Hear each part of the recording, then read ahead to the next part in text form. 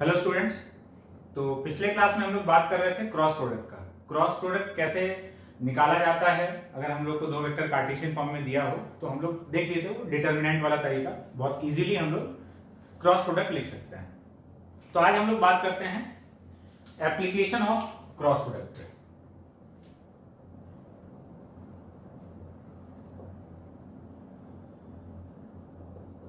Application of cross product. दो application का हम लोग बात करेंगे। डॉट प्रोडक्ट का जो एप्लीकेशन है ना, वो ज्यादा प्रैक्टिकल है क्रॉस प्रोडक्ट के एप्लीकेशन के कंपैरिजन में। ये बात तब समझ में आएगा जब हम लोग फिजिक्स पढ़ना चालू करेंगे। तुम लोग सर फिजिक्स ही तो पढ़ रहे हैं, अभी फिजिक्स नहीं पढ़ रहे हैं, तो मैथ्स चल रहा है। अभी तो फिजिक्स पढ़ने के लिए जो मैथ्स रिक्वायर्ड है वो हम सिखा रहे हैं। और इसके बाद ये चैप्टर खत्म होगा, उसके बाद जब हम लोग अगले चैप्टर पे जाएंगे तब भी हम एक नए टाइप का मैथ्स ही सिखा रहे होंगे। फिजिक्स का पहला दो चैप्टर तो मैथमेटिक्स ही है और उसके बिना फिजिक्स नहीं पढ़ा जा सकता है। ठीक है, application of cross product. First application देखो, to find a unit vector perpendicular to two given vectors. To find a unit vector perpendicular to two given vectors. ये अपना पहला एप्लीकेशन हो गया। ये वेक्टर ए, ये वेक्टर बी, ये दो वेक्टर दिया हुआ है और हमको बोल रहा है कि इन दोनों के एक ऐसा यूनिट वेक्टर बताओ जो इन दोनों वेक्टर्स के परपेंडिकुलर हो। तो इस प्लेन के बाहर आ जाएगा ऐसे, या तो ये वाला वेक्टर और नहीं तो अंदर कोई सा भी। ये वेक्टर इन दोनों के परपेंडिकुलर है। तो हम जानते हैं कि क्रॉस प्रोडक्ट से जो रिजल्ट आता है, क्रॉस प्रोडक्ट से जो वेक्टर मिलता है, वो उन दोनों वेक्टर के परपेंडिकुलर होता है जिन दोनों वेक्टर का क्रॉस प्रोडक्ट लिया गया है। जैसे कि ए क्रॉस बी का अगर हम डायरेक्शन देखते हैं तो ए क्रॉस बी इधर आ रहा है perpendicular to both A and B, या बी क्रॉस ए करोगे, बी से ए की तरफ फिंगर्स घुमाओगे, क्रॉस प्रोडक्ट का डायरेक्शन देखना आ रहा है ना। खुद से देखोगे तो हाथ काम करेगा डायरेक्शन देखने में। बी क्रॉस ए कर रहे हो तो इनवर्ट जा रहा है perpendicular to both A and B. तो क्रॉस प्रोडक्ट से जो वेक्टर मिलता है वो दोनों गिवन वेक्टर्स के परपेंडिकुलर होता है। तो अगर हम a क्रॉस b कर दें तो a क्रॉस b एक ऐसा वेक्टर है जो a और b दोनों के परपेंडिकुलर है। लेकिन हमको तो यूनिट वेक्टर चाहिए। ये वेक्टर इन दोनों के परपेंडिकुलर तो है लेकिन ये यूनिट वेक्टर नहीं है। तो अब किसी भी वेक्टर को यूनिट वेक्टर बनाने का क्या तरीका है? वेक्टर डिवाइडेड बाई उसका मैग्नीट्यूड। तो divided by magnitude of a cross b कर देंगे। Divided by magnitude of A cross B कर दिए तो ये जो आ गया तुम्हारा, ये एक यूनिट वेक्टर बन गया perpendicular to both A and B. इसको हम एन कैप से डिनोट कर रहे हैं। N cap is a unit vector perpendicular to both A and B. अब एक चीज और करेंगे, इसमें प्लस और माइनस लगा देंगे। क्यों लगाए हैं? क्योंकि ए क्रॉस बी कर दें या बी क्रॉस ए कर दें, दोनों केस में ही परपेंडिकुलर मिलेंगे।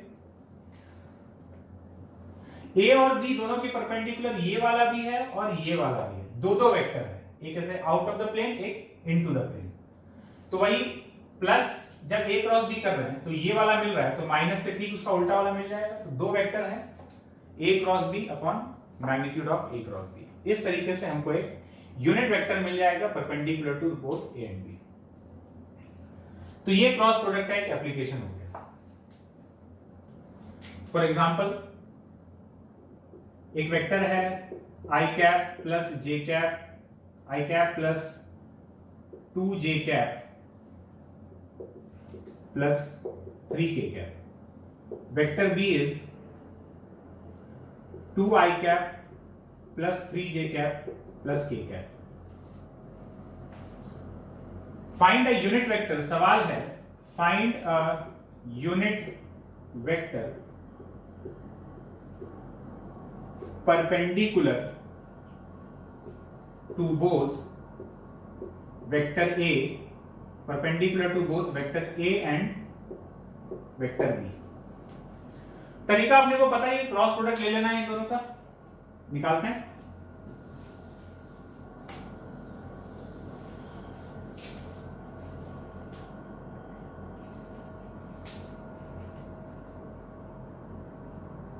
ए क्रॉस बी कर लेते हैं।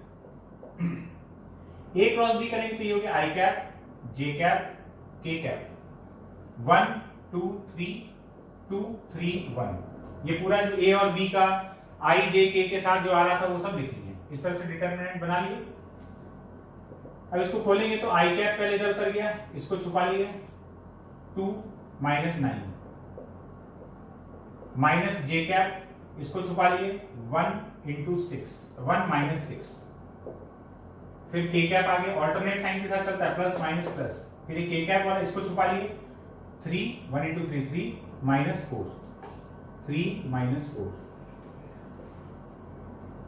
तो ये हो गया -7 I cap plus 5 J cap minus K cap. ये आ गया ए क्रॉस बी। अच्छा, magnitude of A cross B अगर देखें तो कितना हो जाएगा, √, इसका स्क्वायर प्लस इसका स्क्वायर प्लस इसका स्क्वायर। तो 7 का स्क्वायर प्लस 5 का स्क्वायर प्लस 1 का स्क्वायर, 49 प्लस 25 प्लस 1 कितना हो गया ये, √75। √75 इज एक्चुअली 5√3। ठीक है, तो n cap is plus minus a cross b upon magnitude of a cross b। ये जो लिखे थे कैसे यूनिट वेक्टर निकालते हैं उसका सामान अपने पास तैयार है, इसमें डाल देते हैं। तो ये आ गया plus minus a cross b का वैल्यू कितना है, -7 I cap plus 5 J cap minus K cap upon 5√3। तो ये यूनिट वेक्टर एक नहीं दो यूनिट वेक्टर मिल गया जो कि दोनों गिवन वेक्टर्स के परपेंडिकुलर है। अब एक चीज तुमको ध्यान रखना है और वो बात ये है कि जब तुमसे ये क्वेश्चन अगर पूछ लेता है, तुमसे ये क्वेश्चन अगर पूछ लेगा तो 4 ऑप्शन तुमको दिया हुआ रहेगा। 4 ऑप्शन अगर दिया हुआ रहेगा तो यहां तुमको 2 वेक्टर मिल रहा है ना, हो सकता है तुम प्लस वाला वेक्टर निकाले हो और ऑप्शन में प्लस वाला नहीं देके माइनस वाला दे रखा है, तो तुमको चेक करना पड़ेगा चारों, है ना, कि इन दोनों में से कोई सा भी दे सकता है। और अगर मोर देन 1 करेक्ट वाला हुआ तो हो सकता है कि दोनों आंसर, ए ऑप्शन में एक आंसर दे दिया और सी ऑप्शन में दूसरा आंसर दे दिया हो, तो एक से ज्यादा सही वाला भी मतलब सवाल बनता है ना। जैसे जो एग्जाम हम लोग जिसके लिए अपियर हो रहे हैं उसमें कई टाइप का क्वेश्चन आ सकता है। जैसे किसी एग्जाम में खाली सिंगल करेक्ट पूछेगा, मतलब 4 ऑप्शन है उसमें से खाली एक करेक्ट है। ऐसा भी हो सकता है कि 4 ऑप्शन है और एक से ज्यादा करेक्ट है, एक से ज्यादा मतलब 2 सही हो सकता है, 3 सही हो सकता है या चारों सही हो सकता है। ठीक है, तो ये ऑब्जेक्टिव क्वेश्चंस का कई तरह का पैटर्न होता है ना। तो जैसे इसमें एक ऑप्शन में प्लस वाला दे दिया, एक ऑप्शन में माइनस वाला दे दिया, तो तुमको ऐसे जो मल्टी चॉइस मल्टी करेक्ट वाला है, मोर देन 1 करेक्ट वाले में तुमको ध्यान से देखना पड़ेगा कि कौन कौन सा ऑप्शन सही हो सकता है। ठीक है, ये एक एप्लीकेशन हो गया, इसमें कुछ नहीं है, बस यूनिट वेक्टर निकालना है, सीधा a क्रॉस b से परपेंडिकुलर आ जाएगा। एप्लीकेशन नंबर 2,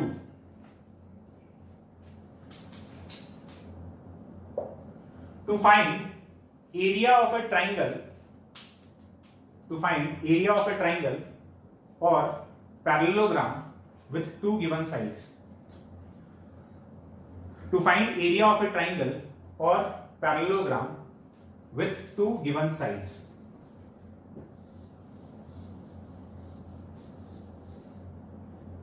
देखो,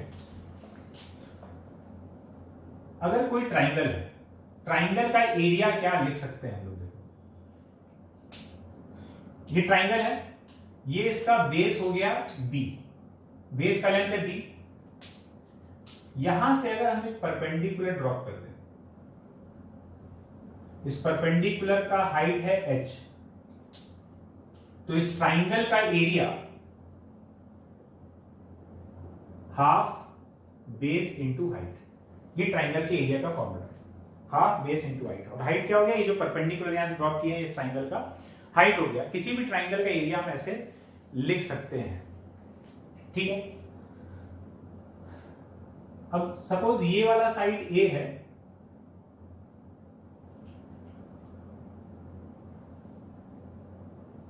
ये ए है और ये बी है, और इन दोनों के बीच का एंगल है थीटा।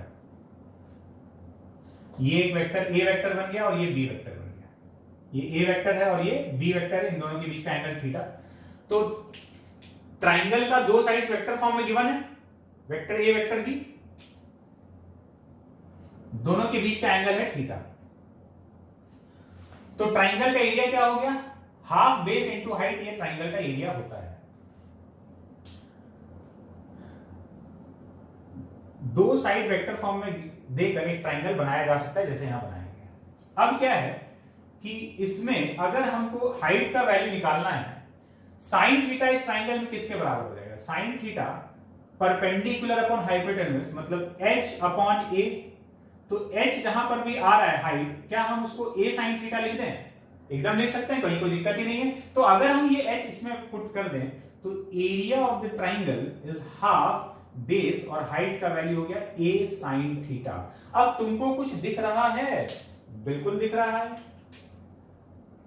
ये जो b इंटू ए साइन थीटा है, ये तो a क्रॉस b या b क्रॉस a का मैग्नीट्यूड लिखा हुआ है। तो क्यों ना हम एरिया को ऐसे लिख दें, area is equals to half magnitude of a cross b, क्योंकि ए बी साइन थीटा क्या है, magnitude of a cross b तो ये है।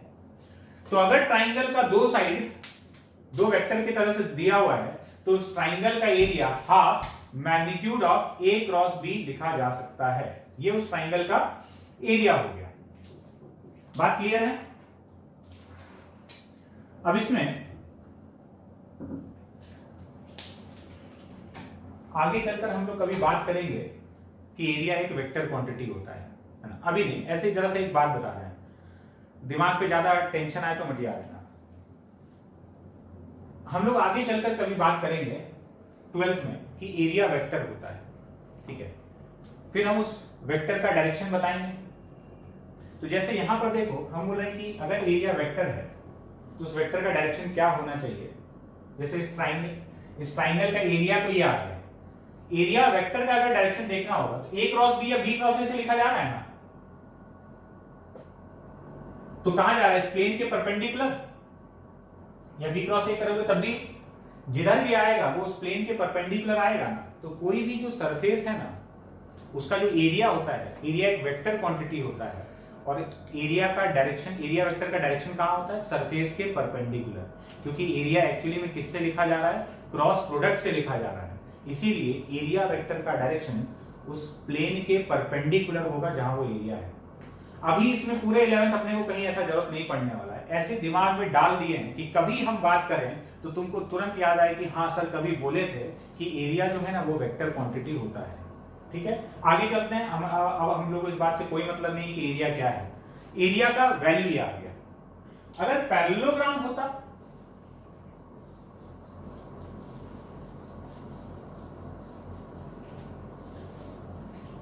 अगर पैरेललोग्राम है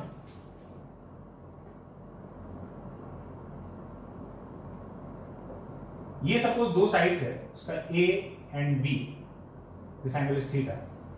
इसका अगर एरिया लिखना है तो अगर ये वाला B वेक्टर है तो ये भी तो B वेक्टर हो जाएगा, और अगर ये A वेक्टर है तो ये भी तो A वेक्टर हो जाएगा। यहां से इसका पार्टीशन करें, एक डायगोनल बना दें, तो ये दो ट्राइंगल बन गया। इसका एरिया और इसका एरिया बराबर होगा, ये थीटा ये भी थीटा हो जाएगा। तो इस पूरे पैरेललोग्राम का एरिया क्या होगा, इस ट्राइंगल का एरिया प्लस इस ट्राइंगल का एरिया, और ये दोनों बराबर है, मतलब इस ट्राइंगल का एरिया इंटू 2। तो इस पैरेललोग्राम का एरिया अगर लिखना है विद 2 गिवन साइड्स तो हम लोग सीधा लिख सकते हैं magnitude of A cross B। Triangle होता तो half of magnitude of A cross B, parallelogram है तो magnitude of A cross B। तो अब ऐसे कोई भी दो साइड्स दिया होगा तो हम लोग उससे बनने वाले ट्राइंगल या पैरेललोग्राम का एरिया लिख सकते हैं। तो ये अपने क्रॉस प्रोडक्ट का दो एप्लीकेशन हो गया। ये हम लोग के लिए बहुत ज्यादा यूजफुल नहीं है प्रैक्टिकल पर्पज से, जब हम लोग फिजिक्स पढ़ रहे होंगे तो ये बात समझ में आएगा। यहां तक का बात क्लियर है। तो यहां पर मल्टीप्लीकेशन ऑफ वेक्टर्स खत्म होता है, और अब हम लोग धीरे धीरे चैप्टर के एंड पर पहुंच चुके हैं, है ना। चैप्टर जो है on the verge of completion है। थोड़ा सा कुछ बात और हम लोग को करना है, जो हम लोग देखने वाले हैं। जैसे एक वर्ड सुनने को मिलेगा कई बार, पोजीशन वेक्टर, जो आगे के चैप्टर्स में काम भी आने वाला है, तो उस पर बात कर लेते हैं कि भाई ये पोजीशन वेक्टर क्या होता है।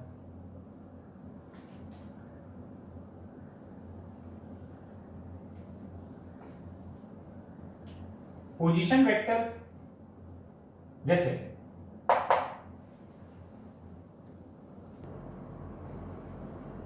तो हम लोग बात कर रहे हैं पोजीशन वेक्टर का। जैसे ये एक्स वाई एक्सिस हो गया। पोजीशन वेक्टर है क्या, नाम से बहुत ज्यादा क्लियर होता है। पोजीशन वेक्टर मतलब पोजीशन बताने वाला वेक्टर, ठीक है। पोजीशन वेक्टर मतलब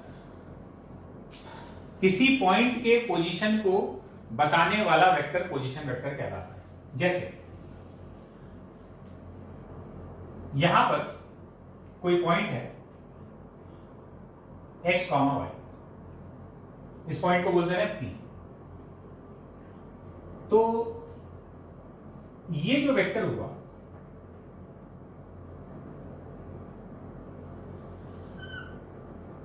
ये वेक्टर, इसको RP वेक्टर हम बोल सकते हैं। इसको हम लोग बोलेंगे this is position vector of point P with respect to O या with respect to origin. This is position vector of P with respect to origin. तुम बोलोगे सर ये क्या चीज है, सुनो। जैसे मान लो कि तुम यहां पर ओरिजिन पर खड़े हो और यहां पर कोई पॉइंट P है, तो हम बोलेंगे अरे बताओ तो ये पॉइंट P कहां पर है। तो तुम क्या करोगे, बहुत दूर है तुमसे, तो तुम एक स्टिक लाओगे और तुम यहां खड़े हो, तो तुम बोलोगे सर वो रहा पॉइंट P, ये देखिए ये रहा पॉइंट P। तो तुम अपने तुम्हारे से उस पॉइंट तक एक लाइन चला गया है ना। तो ये जो स्टिक जो बना ना, ये स्टिक उस पॉइंट की तरफ इशारा कर रहा है, तो तुम बता रहे हो वो पॉइंट P है। तो ये वाला जो स्टिक है ये उस पॉइंट के पोजीशन को डिनोट कर रहा है। कोई यहां खड़ा होगा, हम बोलेंगे पॉइंट P कहां है, तो बोलेगा सर ये रहा पॉइंट P। तो वो अलग तरह से स्टिक पॉइंट करेगा क्योंकि वो अलग जगह पर खड़ा है, ठीक है। तो ये पॉइंट P जो है ना, तो जहां से हम देख रहे हैं उस जगह से उस पॉइंट तक जाने वाला वेक्टर, ये जो वेक्टर है ये कहलाएगा position vector of point P।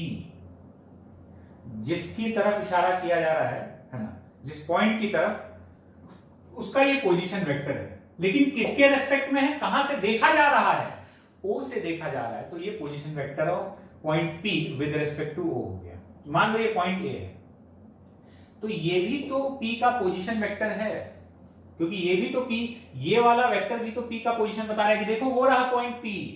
लेकिन ये कहां से देखा जा रहा है, A से, तो इसको हम लोग बोलेंगे this is position vector of P with respect to A। जिस पर हेड है, एरो हम जिसको दिखा रहे हैं, तो उसका तो पोजीशन वेक्टर है, और जहां से देखा जा रहा है उसके रेस्पेक्ट में है या उसके अबाउट है।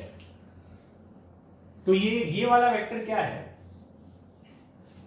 जैसे हम यहां पर हैं किसी पॉइंट B पर और ये पर, हम यहां से लेके पूछेंगे बताओ पॉइंट A कहां है, तो हम एक स्टिक लाके बोलेंगे ये रहा पॉइंट है। तो ये एक वेक्टर बन गया, this is position vector of A with respect to B। पहले हम इसको BA वेक्टर बोलते थे, अब हम इसको देखने का एक नया नजरिया लेके आए हैं, पोजीशन वेक्टर। तो ये OP क्या है, पोजीशन वेक्टर किसका, this is position vector of P with respect to O। अब क्या है ना कि अगर हम तुमको खाली बोल दें कि this is position vector of point P, तो बाय डिफॉल्ट वो ओरिजिन के रेस्पेक्ट में ही है जब तक कि अलग से मेंशन ना किया जाए।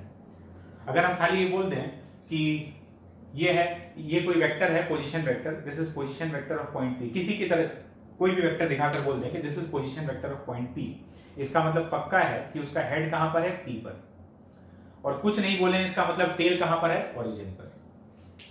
अंडरस्टूड है कि विद रिस्पेक्ट टू ओरिजिन है। तो समझ में आ गया पोजीशन वेक्टर क्या है। पोजीशन वेक्टर किसी पॉइंट के पोजीशन को बताने वाला वेक्टर है, और कहां से देखा जा रहा है ये उसके हिसाब से बदल सकता है। यहां से देखोगे तो ये भी पोजीशन वेक्टर है P का, लेकिन इस पॉइंट के रेस्पेक्ट में। अब इसको निकालेंगे कैसे, तो बहुत सीधा सा बात है कि ये जो वेक्टर है हम यहां से एक परपेंडिकुलर ड्रॉप किए तो एक ये वेक्टर बन गया और एक ये वेक्टर बन गया। Let's say this point is Q, तो OP वेक्टर जो है वो किसके बराबर है? OQ vector plus QP vector, OQ plus QP के बराबर है। बात क्लियर है? अच्छा, OQ वेक्टर क्या है? देखो भाई, इसका कोऑर्डिनेट अगर x, y है, मतलब ये वाला लेंथ x है और ये वाला लेंथ, ये हाइट कितना है y, तो ये वाला वेक्टर x i कैप हो गया और ये वाला vector y j cap. This is x i cap, this is y j cap. तो OQ vector x i cap है, QP vector y j cap है, तो ये position vector of point P is x i cap plus y j cap. ये आ गया किसी भी पॉइंट का पोजीशन वेक्टर। तो बड़ा सिंपल सा बात है यार, कोई कोऑर्डिनेट तुमको पता हो। अब ये जनरलाइज है, हम एक्स वाई लेके बता रहे हैं, तुम एक्स वाई जेड भी ले सकते हो। तो क्या होगा, एक्स आई कैप प्लस वाई जे कैप प्लस जेड के कैप हो जाएगा। ठीक है, तो किसी भी पॉइंट का अगर पोजीशन वेक्टर लिखना है एक्स वाई जेड का, तो एक्स आई कैप प्लस वाई जे कैप प्लस जेड के कैप। ये पोजीशन वेक्टर क्या बता रहा है? ये पोजीशन वेक्टर ओरिजिन से उस पॉइंट को ज्वाइन करने वाला वेक्टर है बेसिकली, मतलब उस पॉइंट की तरफ इशारा कर रहा है कि वो पॉइंट कहां है। तो पोजीशन वेक्टर जब भी हम लोग बात कर रहे हैं तो क्या है, जिस भी पॉइंट का पोजीशन वेक्टर है वो ओरिजिन से उस पॉइंट को ज्वाइन करने वाला वेक्टर दे रहा है। कुछ नहीं बोला गया तो ओरिजिन से ही है। तो और निकालना कैसा? निकालना तो बहुत ही सिंपल है, एक्स आई कैप प्लस वाई जे कैप प्लस जेड के कैप, अगर जेड भी है तो ये तो आ गया पोजीशन वेक्टर। जरूरी नहीं है कि हर बार ओरिजिन के रेस्पेक्ट में ही बात हो, तो अब हम इसको जनरलाइज कर देते हैं। जनरलाइज करेंगे तो भाई बात ऐसा है कि देखो, ये पॉइंट A है, सपोज इसका कोऑर्डिनेट है XA, YA, ठीक है, ये ओरिजिन हो गया अपना। इस वेक्टर को क्या बोलेंगे? एक तो OA वेक्टर तो बोल ही सकते हैं, लेकिन अभी पोजीशन वेक्टर के टर्म्स में क्या बोलेंगे? This is position vector of A with respect to origin. With respect to origin बोलो चाहे नहीं बोलो, नहीं बोलोगे तब भी हम विद रेस्पेक्ट टू ओरिजिन ही मानेंगे। ऐसे ही बताना ये वाला वेक्टर क्या है। ये वेक्टर जो O को B से ज्वाइन कर दिया, सपोज इसका कोऑर्डिनेट है XB, YB। ये क्या चीज है? OB वेक्टर को क्या बोल सकते हैं हम लोग? जिस पर हेड है उसका पोजीशन वेक्टर है और जिस पर टेल है उसके रेस्पेक्ट में है। ये हो गया पोजीशन वेक्टर ऑफ B। बात क्लियर है? ये पोजीशन वेक्टर ऑफ A, ये पोजीशन वेक्टर ऑफ B। किसके रेस्पेक्ट में? ओरिजिन के रेस्पेक्ट में। ये क्या चीज है? ये वाला सोचो। तुम बोलोगे सर ये भी तो पोजीशन वेक्टर ही है। किसका? A का। जिस पर हेड है उसके रेस्पेक्ट में, सॉरी, जिस पर हेड है उसका पोजीशन वेक्टर है, जिस पर टेल है उसके रेस्पेक्ट में है। तो इसको हम बोल सकते हैं कि this is position vector of A with respect to B। जो विद रेस्पेक्ट वाला होता है ना वो बाद में लिख दिया जाता है। जैसे ये RA वेक्टर है ना, ये क्या है? Position vector of A with respect to origin. तो इसको ऐसे भी लिखा जा सकता था, position vector of A with respect to origin. लेकिन जब ओरिजिन के रेस्पेक्ट में है तो मेंशन करना जरूरी नहीं है। कोई ऐसे लिख देगा चाहे ऐसे लिख देगा, एक ही बात है। बोलो चाहे नहीं बोलो तो पक्का है कि वो विद रेस्पेक्ट टू ओरिजिन है। हाँ, किसी और पॉइंट के रेस्पेक्ट में है तब बताना पड़ेगा कि किसके रेस्पेक्ट में है। जैसे ये पोजीशन वेक्टर ऑफ A है, ये भी पोजीशन वेक्टर ऑफ A है, लेकिन ये विद रेस्पेक्ट टू B है। इसको कहां से देखा जा रहा है? पॉइंट A को B से देखा जा रहा है। B से रहकर हम बोले कि अरे ये रहा पॉइंट है, ओरिजिन से रहकर बोले कि देखो ये रहा पॉइंट है। तो ये भी A का पोजीशन वेक्टर और ये भी A का पोजीशन वेक्टर, ये ओरिजिन के रेस्पेक्ट में और ये B के रेस्पेक्ट में। रेस्पेक्ट में मतलब कहां से देखा जा रहा है। अब हमको ये चाहिए कि भाई RAB vector, position vector of A with respect to B क्या होगा, ये हम जानना चाहते हैं। देखो,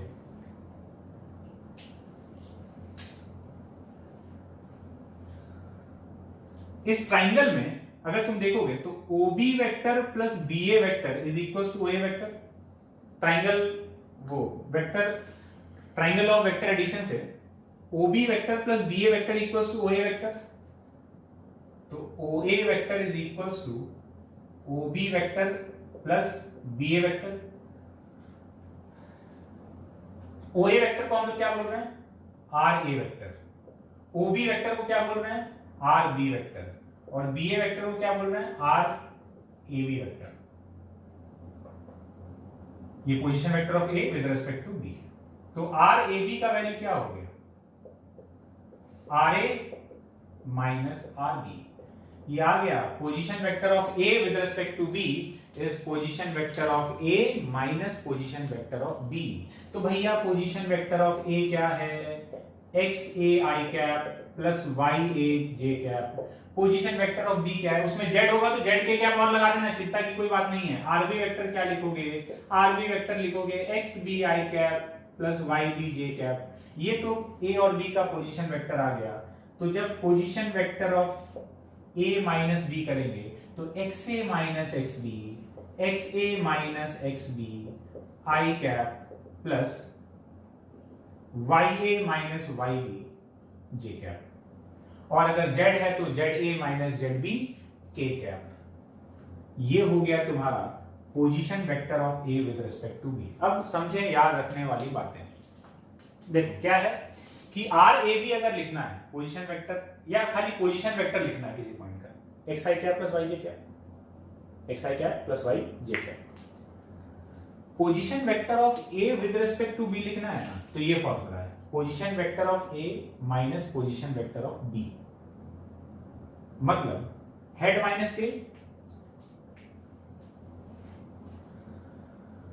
position vector of A minus position vector of B, तो A और B का पोजीशन वेक्टर रख के माइनस कर दिए तो क्या है, XA minus XBI cap plus YA minus YBJ cap, head minus tell. यहां पर भी यही कियो, इसको भी निकालने के लिए हेड माइनस टेल कियो, कैसे, XA minus 0 I cap YA minus 0 J cap. तो सीधा सा बात कि पोजीशन वेक्टर है क्या चीज इन जनरल। पोजीशन वेक्टर दो पॉइंट को ज्वाइन करने वाला वेक्टर है, जिस पर हेड है उसका पोजीशन बता रहा है और जिस पर टेल है उसके रेस्पेक्ट में बता रहा है। और ये वेक्टर अगर हमको निकालना है तो कैसे निकालेंगे, हेड माइनस टेल, हेड का कोऑर्डिनेट्स माइनस टेल का कोऑर्डिनेट्स, हेड माइनस टेल करोगे पोजीशन वेक्टर आ जाएगा। तो और ये पोजीशन वेक्टर अपने बड़े काम का है। आगे चलकर कोई बोल दे कि ये वाला, इसको उल्टा कर दे ऐसे, तो ये क्या कहलाएगा, ये RBA हो जाएगा, जिस पर हेड है उसका पोजीशन वेक्टर। अब हम हेड किस पर ला दिए हैं, B पर ला दिए हैं, तो ये क्या हो जाएगा, this is position vector of B with respect to A। और अगर हमको position vector of B with respect to A लिखना है तो head minus tail, position vector of B with respect to A is position vector of B minus position vector of A। तो इससे एक बात क्लियर हो गया कि RAB is equals to minus of RBA। Position vector of A with respect to B is minus of position vector of B with respect to A।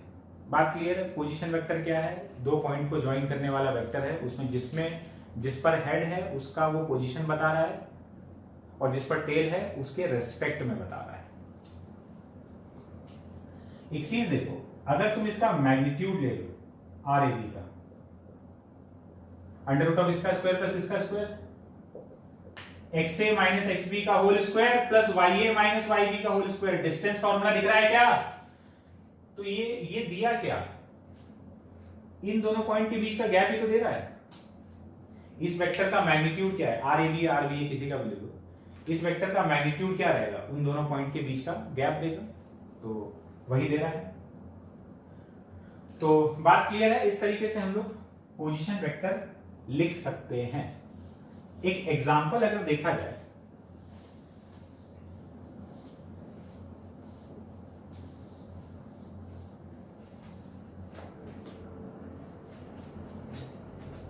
Simple सा बात है, जैसे हम A का कोऑर्डिनेट दे दिए, स्पेस में पॉइंट A है कहीं 2, -1, 5 and B is 3, 2, 1। हमको ये बताना है position vector of A with respect to B. तो position vector of A with respect to B बताना है, नहीं, एक एक करके। हमको पहले पोजीशन वेक्टर ऑफ ए बताना है, तो वो क्या हो जाएगा, एक्स आई कैप मतलब 2i cap minus 1j cap plus 5k cap. कोई बोल ले कि पोजीशन वेक्टर ऑफ बी बता दो, 3i cap plus 2j cap plus 1k cap. और ये क्या है, ये ओरिजिन को a से ज्वाइन करने वाला वेक्टर है, ये ओरिजिन को b से ज्वाइन करने वाला वेक्टर है। 3 position vector of a with respect to b, head minus tail 2 minus 3 तो minus 1i cap, minus 1 minus 2 minus 3j cap, this minus this, तो 5 माइनस 1 4k कैप।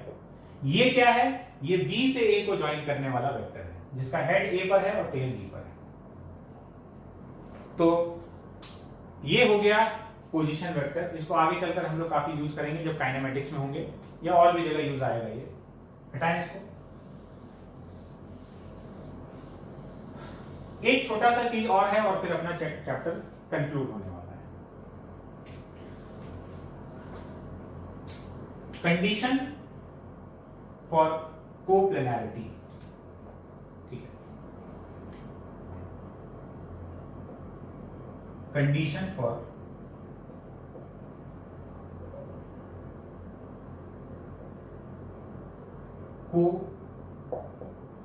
कोप्लेनैरिटी मतलब कोप्लेनर होने का कंडीशन कि कुछ वेक्टर्स कोप्लेनर मतलब एक ही प्लेन में लाई करने वाला। इसके लिए हम एक बात पूछते हैं, जैसे कोलिनियर समझते हो, कोलिनियर मतलब एक ही लाइन पे लाई करने वाला। तो ये बताओ कि what is the condition for collinearity of 2 points. 2 point कब कोलिनियर होगा, सोच के बताओ। मतलब 2 पॉइंट एक स्ट्रेट लाइन पे लाई करता हो, इसका क्या कंडीशन होगा।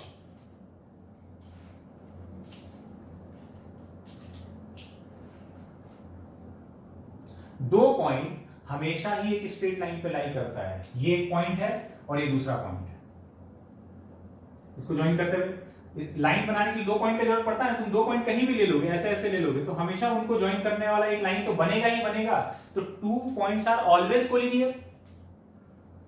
हाँ, कोई पूछे कि 3 पॉइंट्स के कोलिनियर होने का क्या कंडीशन है, तब कोई कंडीशन बनता है ना। हम ये बात कोप्लेनैरिटी को समझने के लिए कर रहे हैं।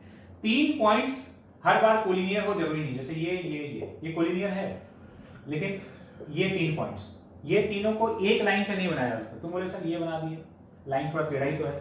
ये लाइन स्ट्रेट लाइन होना चाहिए ऐसे। ये तीनों पॉइंट एक सिंगल स्ट्रेट लाइन पे लाई नहीं कर रहा है। तो 3 पॉइंट्स कोलिनियर हो भी सकता है और नहीं भी हो सकता है। बात समझ में आया? ठीक है, हम लोग बात कर रहे थे कोप्लेनैरिटी का। अगर हम तुमसे पूछें या कोई भी तुमसे पूछे कि what is the condition for coplanarity of 2 vectors, 2 vector coplanar कब होगा, जवाब यह है कि 2 वेक्टर्स आर ऑलवेज कोप्लेनर।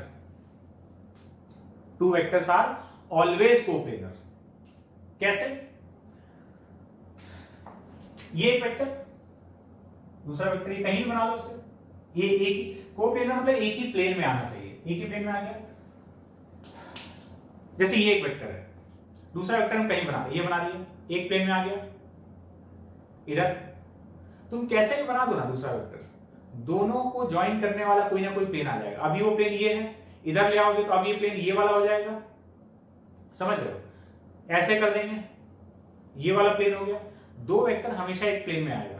तो फिर तुम सोचोगे कि अच्छा सर, हम तो 2 वेक्टर को आउट ऑफ प्लेन भी कर सकते हैं। कैसे? तुम बोलोगे सर एक ये रहा और एक ये रहा, अब कहां एक प्लेन में आ रहा है? तुम्हारे दिमाग में नहीं आया, हम ला दिए सवाल। ऐसे और ऐसे, अब कहां ये एक प्लेन में है? तो हम बोलेंगे ऐसा है ना कि vector can be displaced, property number 1, इसको इधर ले आओ, नहीं तो इसको इधर ले आओ। आ गया एक प्लेन में। 2 वेक्टर्स आर ऑलवेज कोप्लेनर।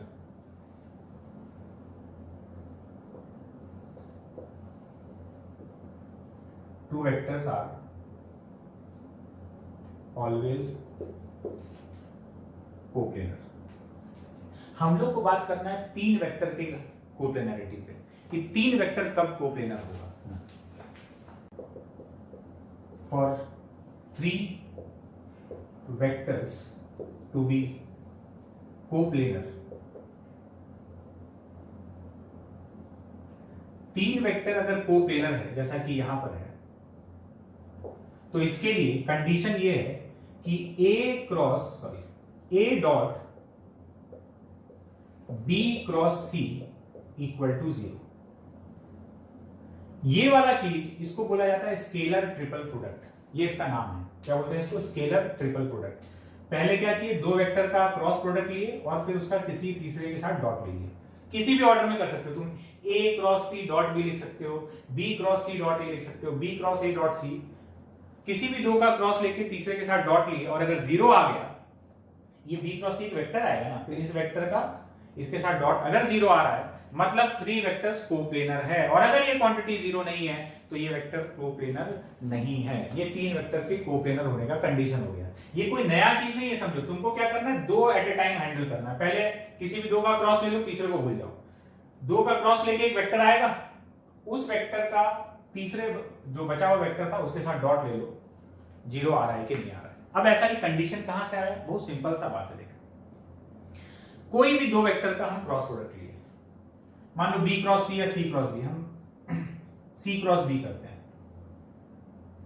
या B क्रॉस C कर लो, तो B क्रॉस C किए तो कहां गया? इनवर्ट गया ऐसे। और ये जो B क्रॉस C आया है ये A के परपेंडिकुलर है, तो इसका डॉट लेंगे इसके साथ तो क्या हो जाएगा? 0। तो यहां पर कोई भी दो वेक्टर अगर हम A क्रॉस B करते, A क्रॉस B ऐसे परपेंडिकुलर चला जाता और उसका C के साथ डॉट लेते तो 0 आ जाता, क्योंकि A क्रॉस B जो है वो ऐसे परपेंडिकुलर जाएगा, C के भी परपेंडिकुलर है तो C के साथ डॉट प्रोडक्ट 0 हो जाएगा। ये कंडीशन कैसे बना, समझो बात को। मान लो ये कोई दो वेक्टर है, ये A और ये B। हम A क्रॉस B करेंगे, ये दोनों तो कोप्लेनर है और इनका प्लेन क्या है? जो बोर्ड का प्लेन है। ये जो ब्लैक वाला मार्कर दिख रहा है ना, ये क्या है? ये A क्रॉस B का डायरेक्शन है।